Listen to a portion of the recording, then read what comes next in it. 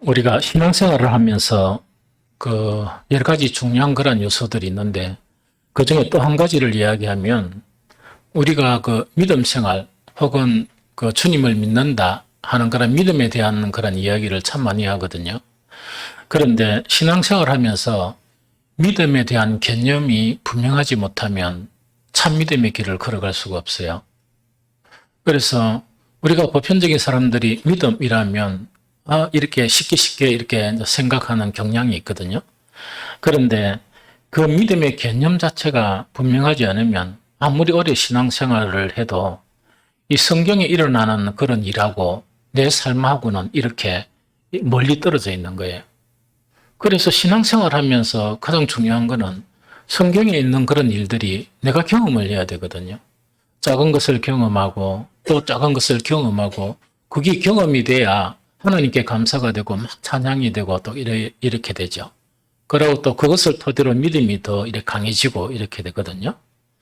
그래서 믿음의 개념을 확실하지 않고 이 신앙생활, 즉 사람들이 생각하는 교회 다니냐 안 다니냐 하는 그런 개념이 있죠. 그런 일반적인 그런 개념으로 이 교회를 계속 다니다 보면 성경에 있는 그런 복들을 내가 누리지 못한다 하는 그것을 이야기하거든요. 그래서 성경에서는 믿음의 개념을 아주 분명하게 정의하고 있는 그 성경 구절이 있거든요. 우리가 많이 이렇게 읽고 언급하는 그 부분이에요. 이걸 우리 함께 읽어보도록 하겠습니다. 히브리서 11장 1절입니다. 함께 읽겠습니다. 믿음은 바라는 것들의 실상이요 보이지 않는 것들의 증거니. 한 번 더 읽겠습니다. 믿음으로 바라는 것들의 실상이요 보이지 않는 것들의 증거니. 이거는 믿음의 개념을 이렇게 정확하게 이렇게 묘사를 하고 있는데 사실은 이 내용을 쭉 읽어보면 이것이 무엇을 말하고 있는가 하는 그런 개념을 딱 잡기가 힘들 경우가 있습니다. 그래서 제가 이걸 어떻게 다르게 번역한 성경이 없는가 해가지고 이렇게 살펴봤지만은 이 현실감 있게 정말 이렇게 우리가 딱 이렇게 받아들일 수 있도록 또 번역된, 즉 믿음은 바라는 것들의 실상이요 보이지 않는 것들의 증거라 하는 이 의미를 조금 더 다른 각도로 이렇게 번역한 성경이 있었습니다. 그것이 아가페 그런 쉬운 성경이에요. 거기에 보면 이렇게 요 구절을 이렇게 번역을 해놨거든요. 믿음은 우리가 바라는 것들에 대해서 확신하는 것입니다. 또한 보이지 않지만 그것이 사실임을 아는 것입니다. 이게 참 더 좀 이게 리얼하다는 생각이 들어요. 그럼 이거는 뭐냐니까 우리가 믿는다 하면서 지금 히브리서 11장 1절 믿음은 바라는 것들의 실상이요 보이지 않는 것들에 대한 증거가 우리에게 없으면 그거 참 믿음이라고 이야기할 수가 없어요. 그러면 교회는 이렇게 왔다 갔다 하는데 믿음은 바라는 것들의 실상이라는 것이 그 믿음 안에 포함이 안 되고 보이지 않는 것들에 대한 증거가 그 믿음 안에 없다 그러면 그 믿음은 그냥 교회를 왔다 갔다 하는 믿음은 될 수 있지만 역사를 일으키고 또 성경에 있는 것들이 나에게 막 일어나는 그런 것은 좀처럼 일어나지 않는다는 그 이야기죠. 그래가 일반적으로 그런 경험 없이 교회를 다니다 보면 힘이 없어지겠죠.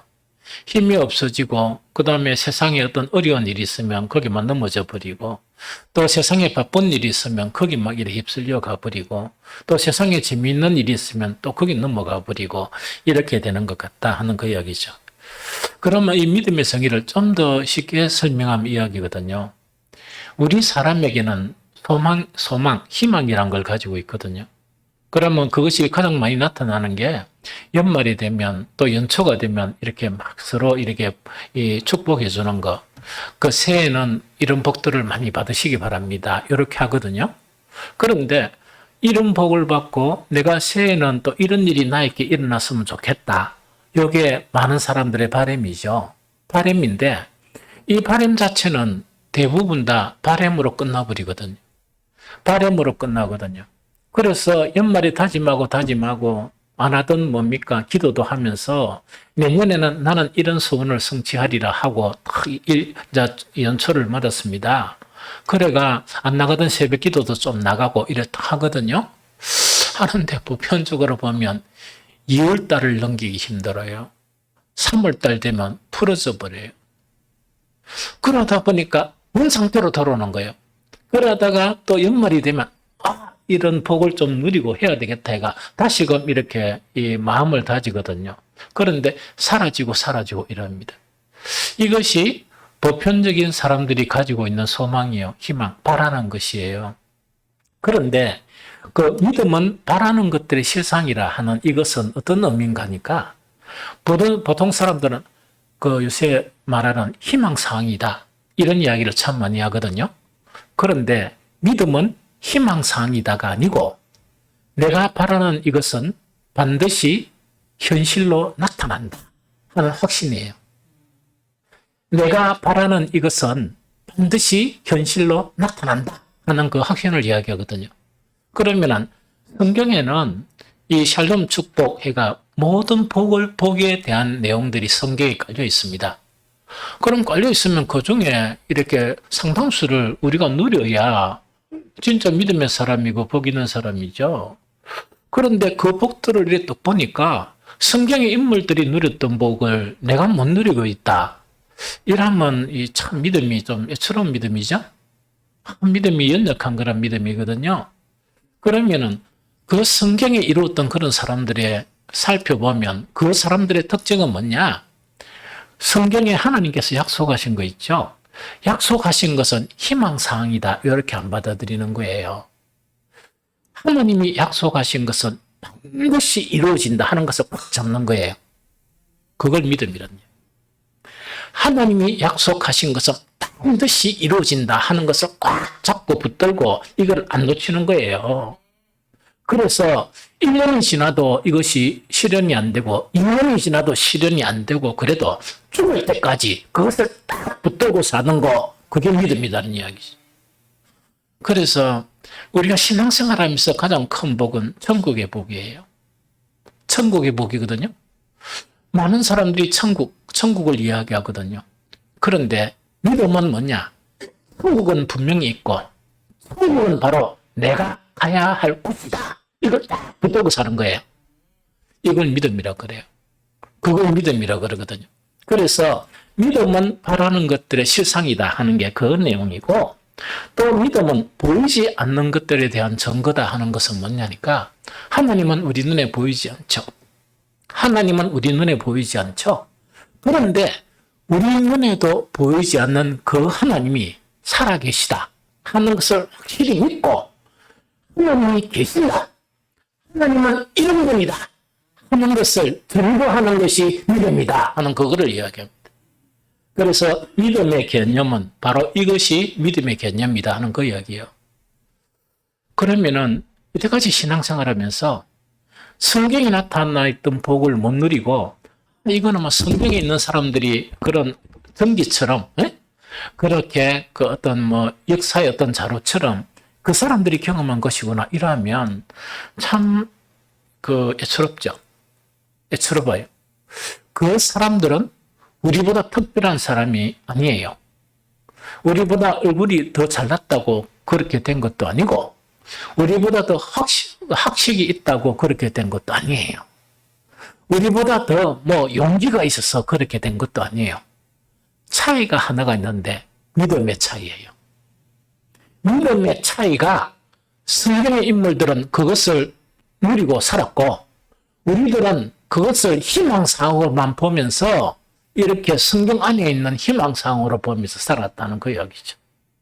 그래서 우리도 성경의 인물들이 가진 믿음만 갖지만 한다면 우리가 아무리 연약한 사람이라도 우리가 학식이 있건 없건 관계도 없고 우리가 잘났고 못났고 하는 그런 관계도 없이 그 믿음을 통해서만이 하나님의 역사가 일어난다. 하나님의 약속이 성취된다 하는 그것을 이야기해요. 그래서 이것이 믿음의 개념이니까 이걸 딱 붙들고 지금 현재는 그런 믿음이 아니더라도 그런 믿음이 되게 해달라고 하나님께 막 간구를 하는 거예요. 하나님께 소원을 하는 거예요. 하나님, 내 믿음이 이렇게 약한데 내 믿음이 성경의 인물의 그런 믿음처럼 나도 그런 믿음을 달라고 기도해야 되는 거예요. 그래서 어떤 믿음인가 하니까 성경에 약속한 희망사항이 아니고 이것을 반드시 이루어진다. 나에게 반드시 실현된다. 하는 그런 확실한 믿음을 갖게 해달라고 기도해야 되는 거예요. 그것뿐만 아니고 아버지 하나님, 내 눈으로는 하나님이 보이지 않지만 내 영혼으로 하나님을 볼 수 있는 그 눈을 열어주십시오 하는 그 기도가 필요해요. 그래서 이 세상 사람들의 눈에는 보이지 않지만 내가 살아가면서 순간순간 나와 함께 동행하시는 그 주님, 이 주님을 내가 확실히 보고 이 주님을 확실히 증거하는 이것이 바로 믿음이다 하는 그거를 이야기합니다. 그러다 보니까 이 구약의 사람들은 이 믿음을 가지고 있었던 거예요. 성경의 인물들. 믿음이 없었던 사람들 있죠. 망했던 사람들은 이런 믿음이 없었던 거예요. 그러면 성경에 이렇게 믿음은 바라는 것들의 실상이요, 보이지 않는 것들의 증거라는 이런 뚜렷하고 확실한 믿음 있죠. 이걸 가지고 살았던 성경의 인물들은 이 믿음 때문에 어떻게 살았는가? 어떻게 신앙생활 했는가?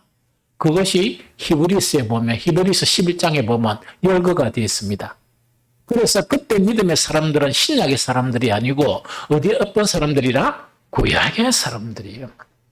구약의 사람들. 이 사람들은 대단해요. 이 사람들은 너무나 대단한데 어떤 건가 하니까 이 사람들은 정말 믿음으로 말미암아 증거를 받았으나 증거는 받았다는 이야기죠. 어떤 증거입니까? 이 믿음이라는 것은 보이는 것들의 실상이다. 보이지 않는 것들의 증거다 하는 그런 확실한 증거. 하나님은 살아계시고 하나님은 역사하신다. 확실한 믿음을 붙들고 살았다는 거예요. 그런데 신약을 사는 우리가 가졌던 약속된 것을 받지 못하고도 그런 믿음을 지고 일평생 살았다는 이야기입니다. 그럼 약속된 그것의 궁극적인 것은 무엇인가 하니까 예수 그리스도의 완전한 구원을 이야기합니다. 예수 그리스도의 완전한 구원을 보지 못하면서도 이 사람들은 그런 믿음의 증거를 가지고 살았다 하는 그거를 이야기하거든요. 그러면 그들이 믿음의 증거를 가지고 어떻게 살았느냐 하는 그거를 이야기합니다. 제일 첫 번째로 더 나은 제사가 무엇인지 고민하고 살았다 하는 그거를 이야기합니다.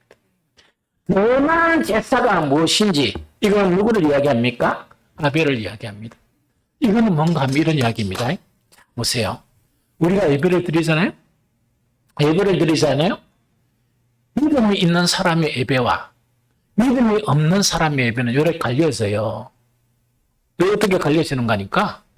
성경에 약속한 것을 확실히 붙들고 이것이 이루어진다. 이 믿음을 가진 사람. 뿐만 아니고 눈에는 보이지 않지만 하나님은 확실히 계신다. 그런 그 믿음을 가진 사람들은 예배 하나를 드리는데도 그냥 드리지 않는다는 이야기거든. 예배를 드리는데도 그냥 드릴 수가 없는 거야. 왜? 예배를 드리는 건 하나님께 예배를 드리러 나아가는 자리거든요. 하나님이 확실히 계신다. 하나님은 정말 우리의 삶에서 정말 하나님의 능력이 역사하신다. 하나님은 약속하신 것을 확실히 이루신다 하는 그 믿음을 가진 사람에게는 하나님이 확실히 살아계신 하나님이기 때문에 어떻게 예배를 드려야 하나님을 기쁘시게 하는가? 내가 어떻게 예배를 드려야 하나님께서 내 예배를 받으시는가 하는 것을 고민하면서 예배를 드리는 거예요. 그럼 이런 예배자하고 그런 이유는 뭐냐? 예배를 드리는데 니도 나도 예배를 가는데 가만히 보니까 어떤 경우에는 내가 예배를 드려주는 것처럼 내가 이래 바쁜데도 예배를 드려주는 것처럼 예배를 드린다 그죠? 그 두 예배 자체를 드리면 역사가 누구에게 일어나겠습니까? 믿음의 예배를 드리는 사람. 믿음의 예배를 드리는 사람. 이거는 뭐냐? 어떻게 하면 더 나은 예배를 하나님께 드릴까? 나에게 주어지는 그 예배 시간에 어떻게 하면 하나님께 더 나은 예배가 드려져서 이것이 주님의 보좌에 정말 이렇게 상달되는 그런 예배를 드려질까? 이거를 고민하고 고민하고 고민하면서 예배를 드리는 사람. 그게 믿음의 사람이에요. 그런 믿음을 가졌기 때문에 그렇게 하는 거예요. 두 번째 뭔가니까 이런 거를 이야기합니다. 이 에녹을 이야기하면서 뭔가니까 우리는 그냥 이 인생을 살아가잖아요. 인생을 이래 살아가잖아요. 살아가면서 대부분의 사람들은 인생을 어떻게 살아가는가? 어떻게 내가 즐겁게 인생을 살 수 있는가? 정말 내가 기쁘게 될 그 인생은 무엇인가? 그걸 생각하면서 살아가요. 그걸 생각하면서 살아가는데 하나님을 반드시 계시다. 이렇게 확실하게 믿는 사람들은 내가 이렇게 살아가면서 나를 기쁘게 하기 위해서 살아가는 것보다 누구를 기쁘게? 어떻게 하면 하나님을 기쁘시게 하며 살아갈 것인가? 그것을 고민하며 살아가는 거예요. 어떻게 하면 내 삶을 통해서 하나님을 기쁘시게 할까? 또 그것뿐만 아니고 우리가 살아가면 많은 그런 이 사건들이나 많은 일들을 당하게 됩니다. 보통 사람들은 이렇게 하죠. 어떻게 하면 내가 좀 편하게 이것을 넘길 수 있을까? 그러면서 이 일을 넘기면서 내가 좀 편하고 나를 기쁘게 하는 것은 무엇일까? 그걸 생각한다 그러면 정말 믿음은 바라는 것들의 세상이요 보이지 않는 것들에 증거하는 이 믿음을 가진 사람은 그렇게 안 합니다. 이것이 나에게 주어진 일이라면 어떻게 하면 이 일을 통해서 하나님을 기쁘시게 할까? 그걸 고민하는 거예요. 내가 이렇게 하나님을 기쁘게 하는 것인가? 그렇게 해야 하나님을 기쁘시게 하는 것인가? 그걸 고민하고 이렇게 하는 걸 이야기합니다. 그런데 정말 믿음을 바라는 것들의 세상이요 보이지 않는 것들을 증거하는 이 믿음에 도달하지 못한 사람은 뭡니까? 아까 이야기했죠. 이걸 빨리 좀 쉽게 아주 편하게 좀 지나가는 방법이 없을까? 그걸 고민하는 거예요. 그걸 고민하고 이걸 통해서 내가 좀 유익을 얻는 거나 이걸 통해서 내가 좀 나에게 즐거움이 되는 것이 없는가? 그걸 생각하는 거예요. 차원이 다르죠. 차원이 전혀 다른 거예요. 그래서 우리가 만나는 그런 일들은 어떤 데는 의무적으로 해야 될 일이고 어차피 해야 될 거리죠. 그런데 확실한 믿음을 가진 사람들이 선택하는 것하고 그렇지 않는 사람이 선택하는 것은 차이가 나타나요. 그걸 고민하면서 선택하고 하는 이것이 바로 이런 믿음을 가진 사람들의 선택이다 하는 그거를 이야기합니다. 세 번째 사람은 뭐냐니까 하나님의 경고를 두려워하며 그 명령에 순종하며 살았다는 그걸 이야기하죠. 이거는 뭐냐니까 이 노아의 그런 경우죠. 이 노아의 경우는 하나님의 경고를 받아가지고 무려 몇 년 동안 120년간에 걸쳐서 마른 하늘에 즉 비가 거의 홍수가 오리라고는 도저히 이렇게 조짐이 없는 그런 상황 가운데 두려움으로 정말 그 방주를 120년 동안 지었다는 그거를 이야기하거든. 그럼 이거는 뭘 이야기하는 거니까?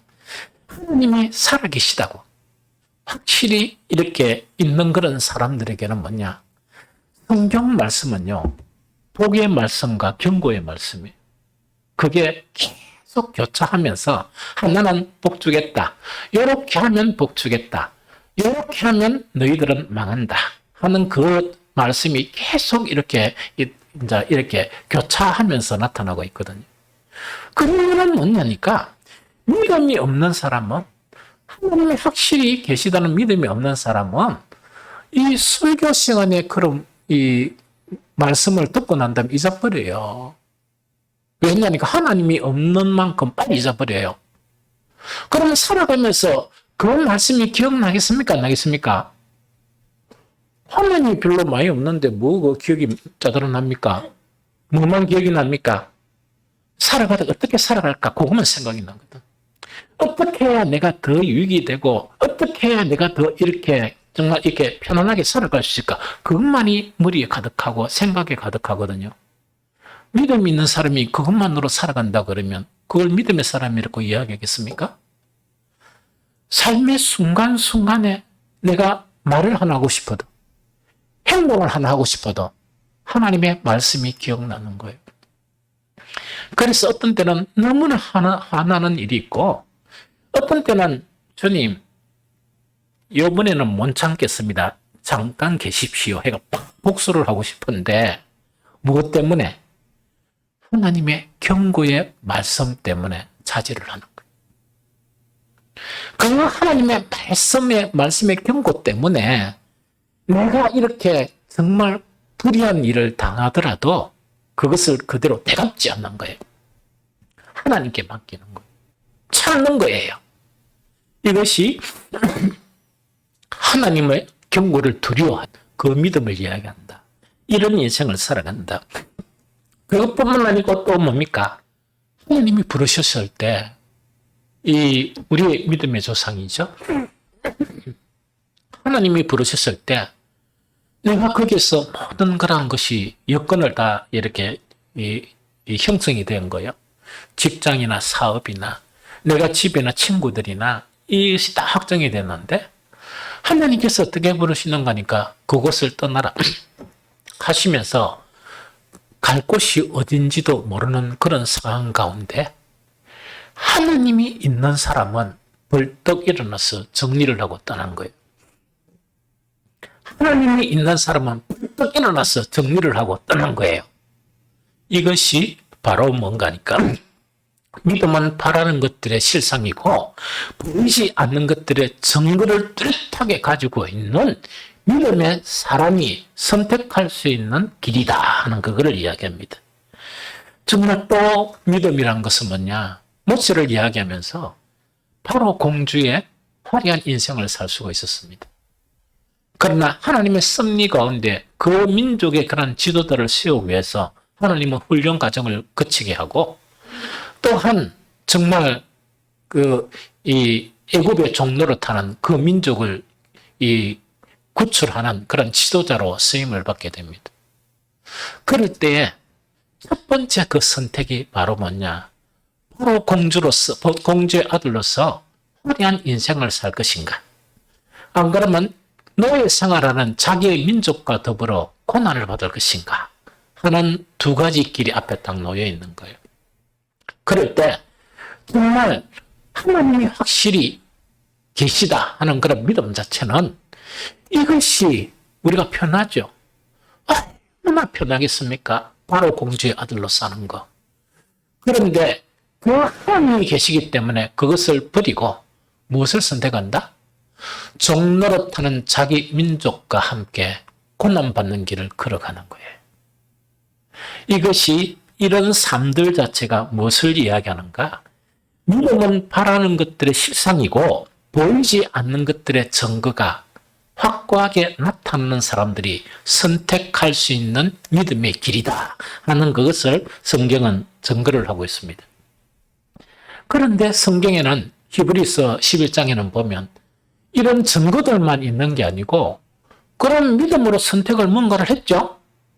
했으면은 믿음을 통해 가지고 하나님의 역사가 일어나야 되잖아. 하나님의 그런 역사가 일어나야 되잖아요. 그 역사가 어떻게 일어났나 하는 것도 히브리서 11장은 동일하게 기록이 되어 있습니다. 그런데 그것을 다 이렇게 나누면 시간이 많이 걸리니까 가장 중요한 세 가지를 이야기하면 이겁니다. 제일 첫 번째로 무엇을 이야기하는 거니까 이길 수 없는 전쟁이 있죠.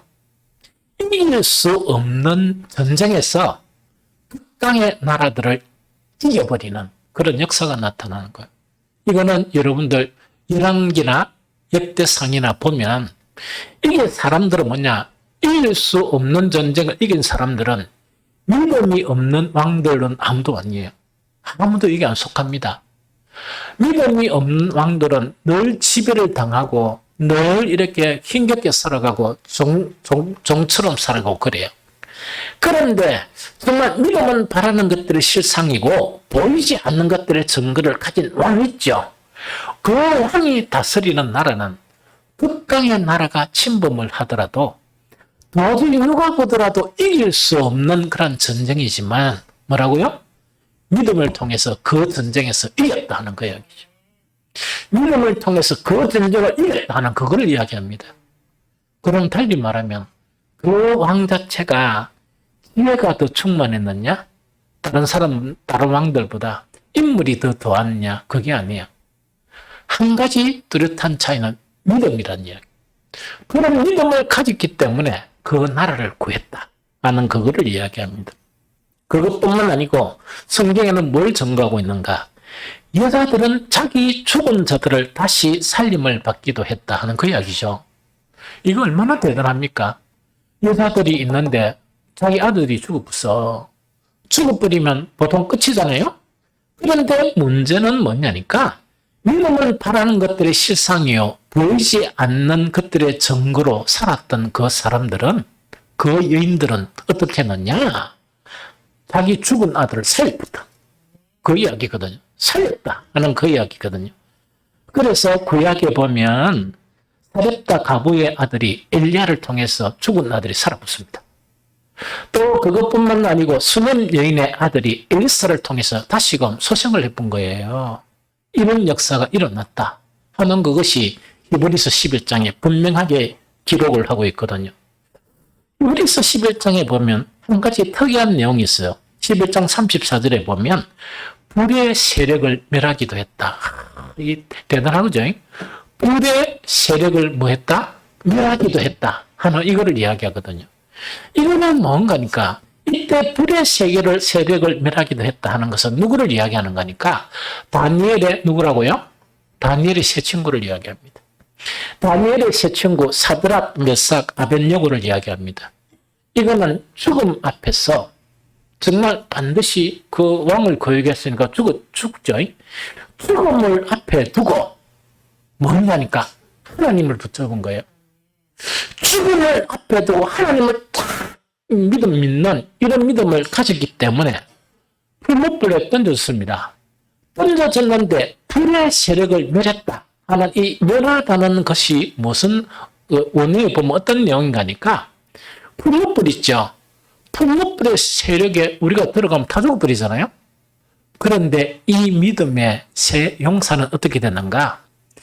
하나님을 딱 붙드는 그런 믿음을 가지다 보니까 풀무불에 떨어지니까 불의 세력이 사그러져 버렸다 하는 그걸 이야기합니다. 불의 세력이 소멸되어 버렸다 하는 그걸 이야기합니다. 그래서 그게 이게 던져놨던 왕이 뭔가 충격을 받을 정도로 정말 이렇게 불의 세력을 멸하게 됐다는 그거를 이야기했거든요. 지금 세 가지 자체는 이걸 이야기해요. 구약에 일어난 믿음이 좋은 사람들이 받은 그런 역사, 하나님께로부터 받은 그런 이 모든 그런 역사들, 그것을 서술한 겁니다. 이것 외에도 히브리서는 더 많은 것들을 기록을 하고 있는데 오늘 이 세 가지만 이렇게 되는 거예요. 그러면 우리에게도 이런 것이 나타나야 되잖아요. 나타나야 되는데 나에게는 이런 그것이 나타나지 않는가 하는 건 두 가지입니다. 첫 번째 한 가지는 뭘 이야기하는가 하니까 우리는 왕이 아니잖아. 그렇죠. 그래 큰 전쟁을 일으킬 수 없죠. 그 다음에 우리는 이런 위기의 순간을 맞지 않았고 하나님은 아예 우리를 평탄하게 하셨고 형통하게 하신 거라. 이해가 됩니까? 그래서 이런 일들이 안 나타날 수도 있다는 그걸 이야기해요. 두 번째는 뭔가 하니까 믿음의 문제예요.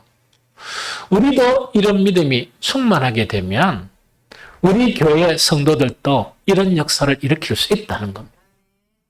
믿음을 통해서만이 그 역사가 일어난다 하는 그거를 이야기해요. 그럼 그 믿음은 어떤 믿음인가? 그냥 사람들이 생각하는 교회 왔다 갔다 하는 그 믿음을 가지고는 안 됩니다. 안 되고 어떤 믿음이라고요? 믿음은 바라는 것들의 실상이고 보이지 않는 것들의 정결한 확실한 믿음에 도달하게 되면 우리의 삶 순간순간에 기적이 일어납니다. 우리의 믿음을 통해서 우리의 삶 순간순간에 우리 이웃들이나 우리 사랑하는 자들에게 기적을 일으키는 그런 사람으로 등극하게 된다 하는 그거를 이야기합니다. 그러면요, 어떻게 하면 이런 믿음을 가질 것인가? 이게 이제 궁금하죠. 그래서 히브리서 12장 2절에는 어떻게 세 가지를 이야기합니다. 세 가지를 이야기하고 있는데 가장 중요한 한 가지가 무엇을 이야기하는가? 모든 무거운 것과 얽매이기 쉬운 죄를 벗어야 된다. 요거 이야기입니다. 다시 이야기합니다. 자, 이거는 대단히 중요합니다. 여러분들 강한 믿음을 가지고 싶죠? 또 구약 성경에 나타난 이런 믿음의 대가들의 믿음을 가지고 싶죠? 그러면은 그 사람들하고 여러분들하고 그 차이점이 대단한 차이점이 있는 거 아니에요? 그 사람들은 본래 그런 사람으로 탄생했고 우리보다 뭐 구별되어 됐고 그런 건 아닙니다. 아닌데 그 사람들하고 우리의 차이는 무슨 차이라고요? 믿음의 차이라고 그랬죠. 그러면 믿음의 차이인데 이 믿음 자체가 강해지려고 하는데 방해하는 요소가 있어요. 그걸 알아야 돼요. 다시 이야기합니다. 이 믿음을 가지려고 하니까 우리 속에 이런 것들이 있으면 그런 믿음에 도달을 못하는 거예요. 이해됩니까? 그러면 우리 속에 있는 믿음에 도달하지 못하는 그것만 뭐 하면 돼요? 버리면 되잖아. 쉽죠? 그런데 버리기가 어려워요. 좀 어렵거든요. 그런데 믿고 좀 버리세요, 좀 많이. 확 버리면 너무 쉬운데 왜 그거를 못 버리고 하나님을 못 믿는가 모르겠네. 여러분들이 그건 못 버리고 꽁꽁 앓는다 손치더라도 역사가 일어납니까? 비참해지기만 하지. 버리란 말이지, 이거를. 그런데 무엇을 버려야 되는가 하니까 히브리서 12장 1절 우리가 읽었죠.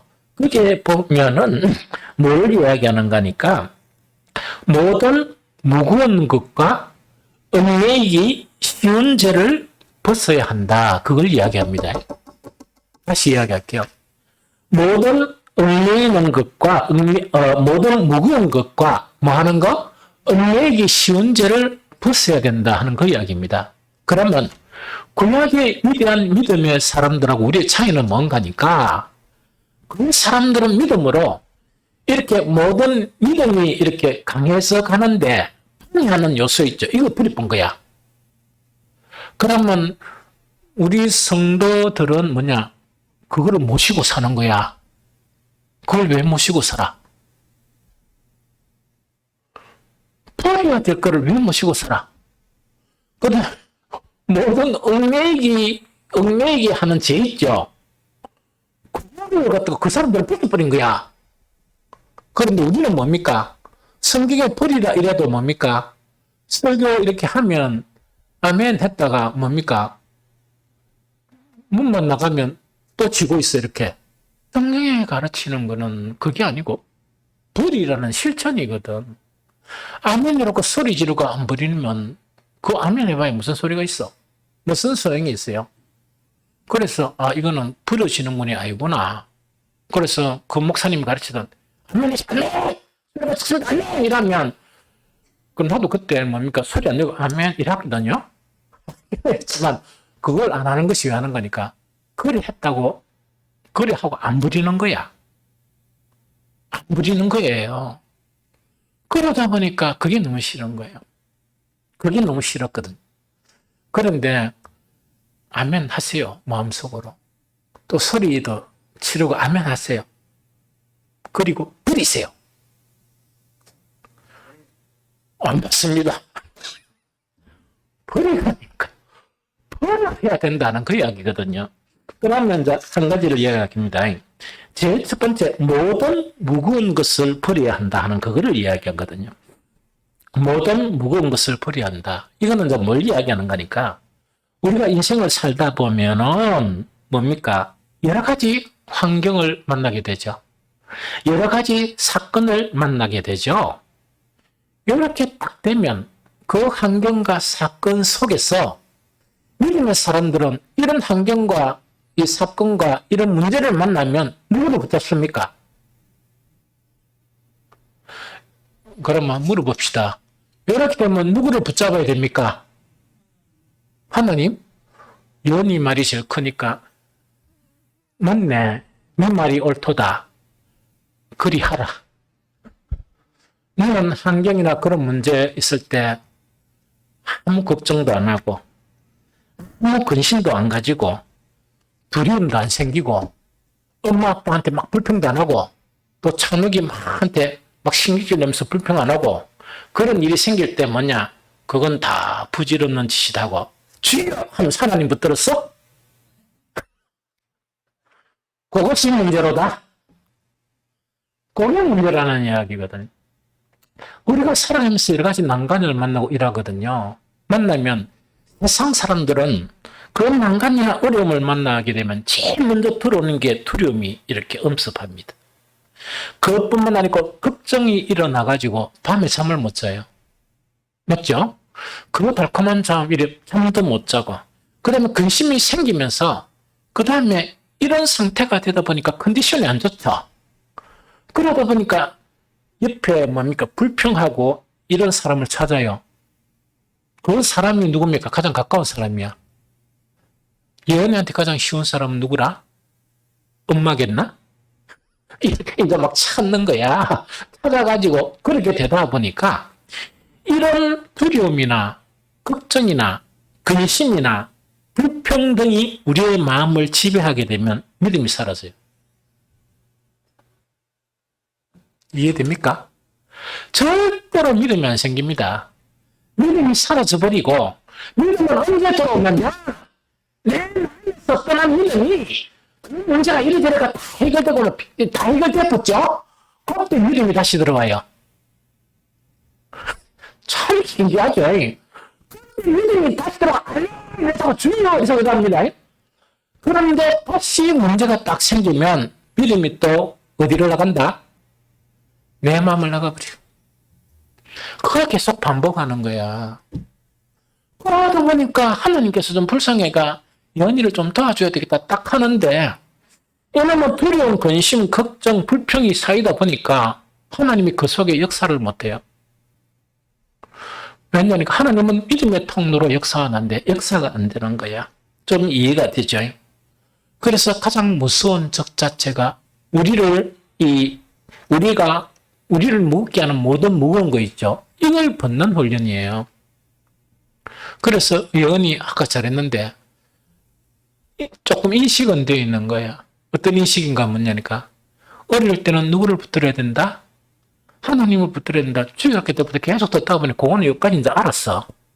아는데 문제가 뭔가니까 믿음으로 그렇게 행하는 것 자체가 이러지 못하는 거야. 습관적으로. 그러면은 그런 상태에 있는 예언이가 앞으로 우리 빛과 소금교회 근사가 되죠. 그 상태를 못 벗어나면 믿음의 선한 영향력을 미칠 수 있을까?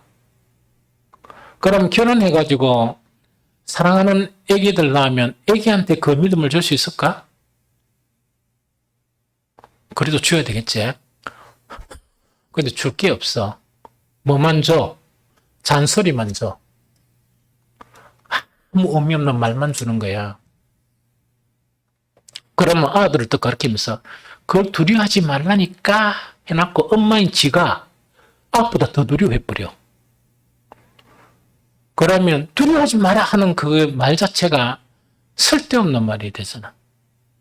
좀 이해가 되죠? 그래서 모든 무거운 것은 그거를 이야기합니다. 그 다음에 모든 무거운 것 있으면 하나님의 임재가 방해를 해버리고 하나님의 능력이 방해돼 버린다는 그걸 이야기합니다. 두 번째는 뭘 하는가니까 무엇을 버려야 된다? 얽매이기 쉬운 죄를 벗어버려야 돼요. 이것도 얽매이기 쉬운 죄가 우리 안에 있으면 믿음은 사라집니다. 믿음이 사라지게 되거든요. 이거는 믿음이 이제 사라지게 되거든요.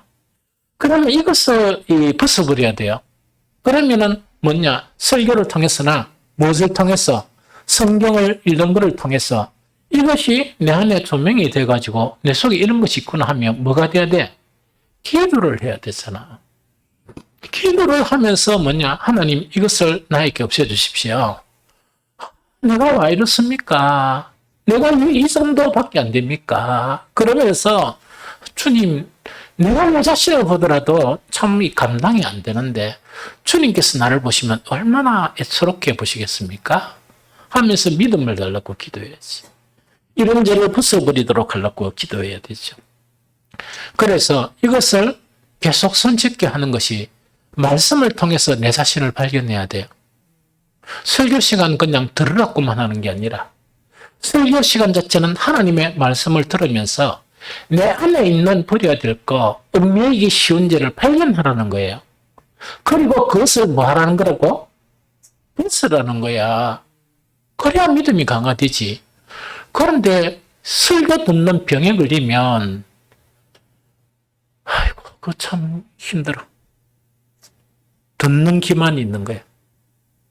들을 줄만 아는 거라 열로. 그런데 발견할 줄을 모르고 뭐 할 줄을 모른다? 버릴 줄을 모르는 것이 그 악성 종양과 같은 병이에요. 그 병에서 이렇게 해방이 돼야 된다 하는 그 이야기입니다.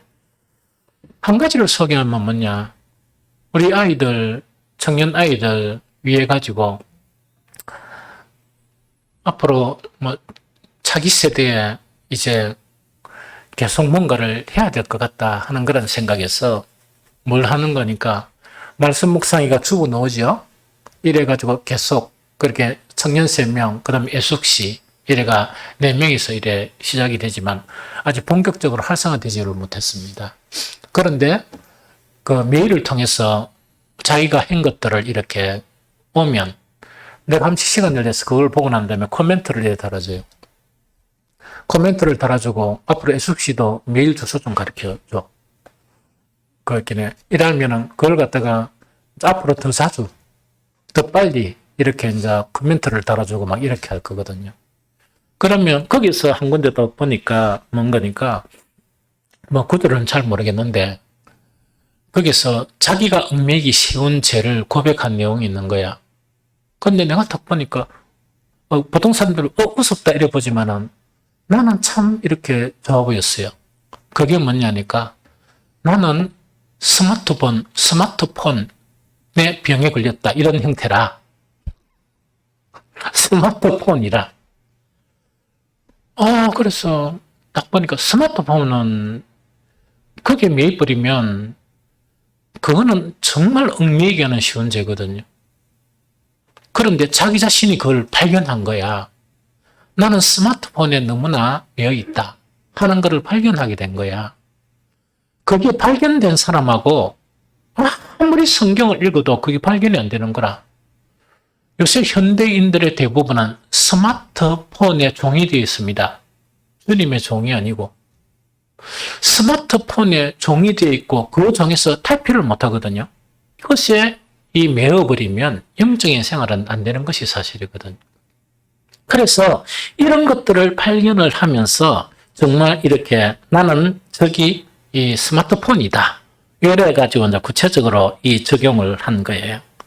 그러면 내 적은 그것이다 인식하고 난 다음에 계속 기도하게 되면 스마트폰이 내가 필요할 때만 쓰는 그 스마트폰이 되고 내가 종으로 매인 것에서 내가 자유롭게 되어질 수 있어요. 그래서 믿음은 뭔가니까 정말 우리를 무겁게 하고 정말 얽매기 쉬운 특히 모든 일을 당하면서 두려움과 근심, 걱정, 불평 이런 거 있죠. 이거는 뭐냐? 다른 악의 요소들하고 동물을 해가지고 내 마음을 지배해버립니다. 그러면은 그 사람의 믿음의 그런 요소들을 어떻게 가질 수 있습니까? 절대로 못 가집니다. 내가 안 그런 책에도 못 가지게 되거든요. 그 다음에 얽매이기 쉬운 죄라는 거는 그게 꼭 휴대폰이, 스마트폰이 죄라는 게 아니고 그게 지배를 당해보면 그거는 죄와 마찬가지지. 그게 지배를 당하는데 어떻게 영적인 생활이 가능합니까? 그래서 저는 우리 성도들에게 권면해요. 휴대폰 좀 던져놓고 사시오. 그 다음에 사람들이 있을 때 대화를 하지. 그 밥 먹으러 가기 대화하지. 뭐 놀 때까지 막 이래 나는 막 머리가 띵해서 죽겠어요. 그것뿐만 아니고 이 사회에서 우리를 매이게 하는 그런 모든 것들이 있거든요. 거기에 지배를 당하면 주님의 지배를 어떻게 당해야 합니까? 그래서 제일 첫 번째는 모든 무거운 것과 얽매이기 쉬운 죄를 벗어야 된다 하는 그걸 이야기합니다. 두 번째는 그 믿음은 경주와 같은 것이다 하는 그거를 이야기하거든요. 그러면 경주와 같은 것이기 때문에 이건 한번 읽어볼까요? 고린도전서 9장 24절 27절 같이 읽겠습니다. 시작. 운동장에 다람쥐하는 자들이 다 달릴지라도 상을 받는 사람은 한 사람인 줄 너희가 알지 못하느냐. 너희도 상을 받도록 이와 같이 다람쥐라라. 이기기를 다투는 자마다 모든 일에 절제하나니 그들은 석을 승리자의 관을 얻고자 하되 우리는 썩지 아니할 것을 얻고자 하노라. 그러므로 나는 다람쥐를 하기를 향방 없는 것 같이 아니하고 싸우기를 허공을 치는 것까지 아니하며 내가 남에게 전파한 후에 자신이 도리어 버림을 당할까 두려워함이로다. 이때 경주에 대한 부분에 대해서 제가 고민을 참 많이 했거든요. 보통 경주에는 뭐 이번에도 그 아시안 게임이었지만 100m 같으면 한 명이 금메달이잖아요. 이런 게 아니고 믿음의 경주는 뭐냐니까 믿음이 없는 것에서부터 믿음으로 올라가는 경주예요. 그러면 이 단계들이 여러 단계가 있습니다. 이 수만 가지의 그런 단계를 거쳐서 이 믿음의 단계를 올라가야 되거든요. 이 올라가는 믿음의 단계 자체가 마치 경주와 같다 하는 그걸 이야기합니다. 그래서 우리가 경쟁해가지고 누가 믿음이 1등이냐 2등이냐 그걸 이야기하잖아요. 우리는 다 1등이에요. 믿음의 단계에서 1단계 올라가면 상 받는 자라. 1단계에 머물러 있다가 2단계로 올라가면 상 받는 자라. 다 금메달이라. 그러면 3단계에 있다가 만약에 5단계 올랐었죠. 상 받아. 왜? 그 믿음이 없는 것하고 5단계의 믿음을 통해서 쏟아지는 하나님의 상급들이 너무나 많기 때문에. 이해됩니까? 그래 하다 보니까 경주하는 것이니까 뭐 해야 돼? 절제를 해야 되겠지. 무슨 절제를 해야 돼? 스마트폰 절제를 해야 됩니다. 예언아, 그제? 스마트폰 절제. 예언이가 그랬다는 게 아니야. 이 영지가 한 것처럼 기억이 잘 안 나가 잘 모르겠어. 두 사람밖에 안 없는데 기억이 잘 헷갈리네요. 그 다음에 두 번째, 분명한 목표를 향해서 달려가야 돼요. 그 다음에 세 번째는 뭐냐? 자기를 쳐서 복종시켜야 돼. 이거는 뭐냐? 모든 얽매이기하고 이런 거를 읍실놓고 이렇게 노력을 해야 돼요. 그래야 한 단계 올라가면 상 받아요. 한 단계 올라가면 또 금메달이야. 계속 단계를 올라가게 되면 나중에는 성경에 나타난 그런 귀한 역사가 일어나는 거예요. 귀한 복을 받게 되는 거예요. 얼마나 기쁜 일입니까? 이해가 되죠? 그렇게 해나가야 된다 하는 그걸 이야기합니다. 그 다음에 이제 세 번째가 뭔가니까 우리를 온전케 하시는 목표가 분명해야 되는데 그 목표가 누구라고요? 예수 그리스도예요. 그 예수 그리스도를 향해서 가야 된다. 에베소 4장 13절 가셨습니다. 자, 시작. 우리가 다 하나님의 아들을 믿는 것과 아는 일에 하나가 되어 온전한 사람을 이루어 그리스도의 장성한 분량이 충만한 데까지 이르리니 하는 이 부분이에요. 그러면 이해했죠? 우리는 어떤 이런 믿음을 가질 수 있는가? 제일 첫 번째로 가장 중요한 게 모든 무거운 것과 얽매기 쉬운 죄 못 벗으면 경주도 안 되고 아무것도 안 됩니다. 이거 벗는 일에 힘써야 돼요.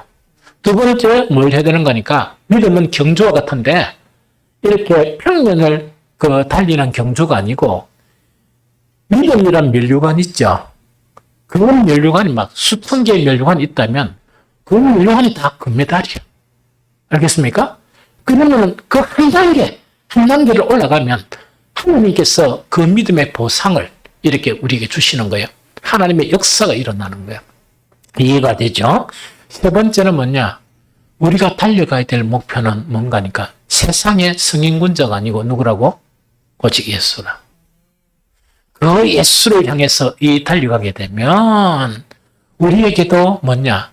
성경에 있는 믿음의 사람들의 그런 역사를 우리도 경험할 수 있다 하는 그것이 바로 오늘 우리에게 주는 그러한 교훈입니다.